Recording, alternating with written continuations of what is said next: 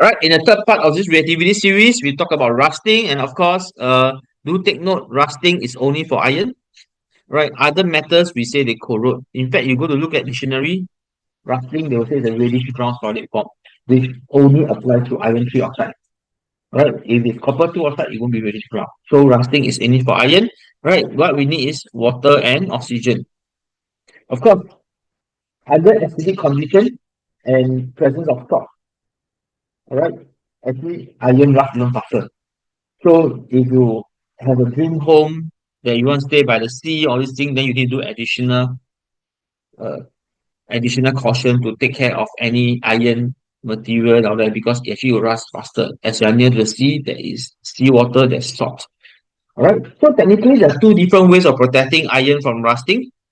Okay. Combined chem basically combined and N level chem, right? Basically talk about the protective layer. You know, protective layer means you can put a layer of oil, layer of paint. All right. And actually earlier on, when you talk about group one metal, we normally keep them in bottle of oil. All right, because that will prevent them from reacting with the water and the oxygen in the atmosphere. Okay, because they're so reactive. Right, so it works similarly. Okay, so as long as the layer, I mean, of course, no protection is forever one. All right, wear and tear. So you see, if you can even use a layer of metal, but if the metal is less reactive, right, and when there's a scratch, right, that means once your iron is exposed, actually it will rust faster, right, when there's a scratch, right. Provided this protective layer is a metal that's less reactive lah than iron. That's why tin can, right? Why they bloated? Because normally bloated means there's a scratch on the tin can already. And when there's a scratch, once the iron is exposed, okay, the idea is this: when two metals are exposed, the one that's more reactive will actually react much more faster. Or let me put it this way: if you're alone taking your own meal in a buffet, you can take your own sweet time. But when another group of people come in and they become hungrier, your speed of eating will also change. So similarly, when two metals are exposed, the more reactive one will actually react much more faster. All right. And with this understanding, okay, this is more for pure chem, we can actually use sacrificial protection. So in this protective layer, you must cover the whole iron so that no iron is exposed. But for sacrificial, you don't need. You can expose the iron. That means I can have an iron rod, all right, and then I have a zinc block here. You know, my iron is still exposed, but I have a zinc block. The key thing is that it must be more reactive.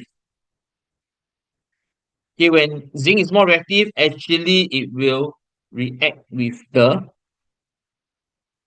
you react with the air first instead of iron.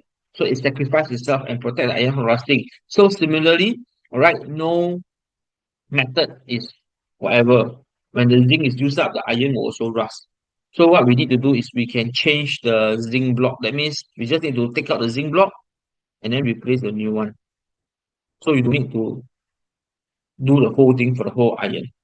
Right? Normally, this is used for underground pipe protection or the ship hull that need to stay in the seawater in the presence of salt. Right? This sacrificial protection is mainly used for these two. All right. Okay. And you may even hear the word galvanize. So, okay, again, all right, do take note that those in red, words that in red are normally for the pure chem students only. All right. So, when you use the word galvanize means it's coated with a layer of zinc. So, this is double protection because first thing, there's a zinc that give you a protective layer. Even when the zinc is scratched, second thing is that it can still sacrifice because it is more reactive. So, it's like double protection to the iron for rusting. Okay, so that's all for the reactivity series. Hope you have better understanding and I'll see you in the next chapter.